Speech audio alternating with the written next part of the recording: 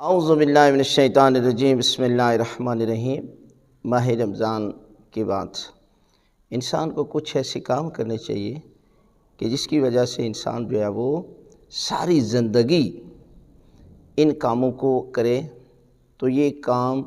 انسان کے لیے باعث برکت ہیں اور انسان کو دنیا و آخرت میں کامیاب کر دیتے ہیں۔ وہ کیا کام ہے؟ کم از کم 4 کام ضرور کریں۔ پہلا کام، دعاؤں کو اپنی زندگی کا معمول بنائیں۔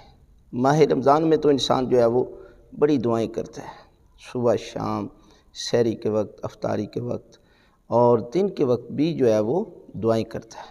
لیکن بعد میں بھی اسے دعائیں کرنی چاہیے، اس لیے کہ قیامت کے روز انسان کے نامہ اعمال میں بہت بڑیاں نیکیاں ظاہر ہوں گی۔ تو بندہ حیران ہو کر عرض کرے گا، پروردگار میں نے تو اتنی نیکیاں انجام نہیں دیں، یہ کون سی نیکیاں ہیں؟ تو کہا جائے گا یہ وہ دعائیں ہیں کہ جو تو دنیا میں کرتا رہا، لیکن دنیا میں تو دعائیں قبول نہیں ہوئی، لیکن تیرے نامہ اعمال میں نیکیاں جمع ہوگی۔ لہٰذا ایک کام تو یہ، اور دوسرا کام یہ ہے کہ آپ جو ہے وہ تلاوت قرآن مجید کو روزانہ زندگی کا معمول بنائیں۔ ماہ رمضان میں تو ہر انسان جو ہے وہ قرآن کی تلاوت کرتا ہے، اور بعد میں پورا سال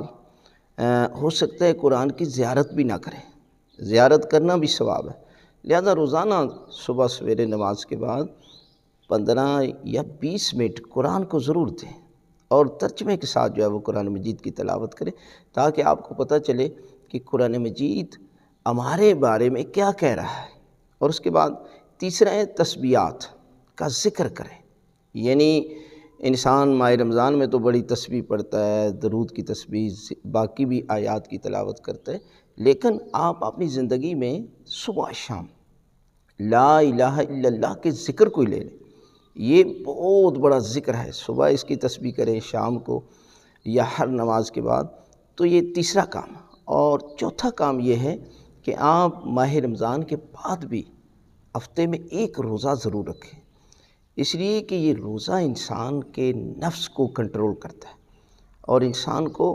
ہر حوالے سے صحت مند بھی بناتا ہے۔ اور اگر آپ روزہ نہیں رکھ سکتے تو اپنے نفس پر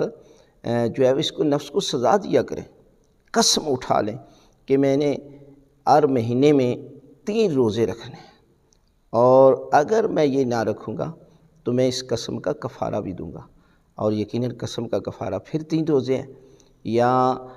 10 لوگوں کو کھانا کھلانا ہے، تو لہذا اس کے لیے یہ مشکل ہو جائے گا، لہذا وہ ہر صورت جو ہے وہ ایک روزہ ضرور رکھے گا۔ لہذا ماہ رمضان کے بعد بھی اپنے نفس کو روزے کا عادی بنائیں، اور اپنی زندگی میں یہ 4 کام اپنی زندگی میں لاگو کریں گے تو یقیناً انسان جو ہے وہ ہر حوالے سے صحت مند بھی رہے گا، اور پروردگار اس کے رزق میں بھی اضافہ کر دے گا، اور اس کے مرحومین کے پروردگار جو ہے وہ درجات کو بلند کر دے گا۔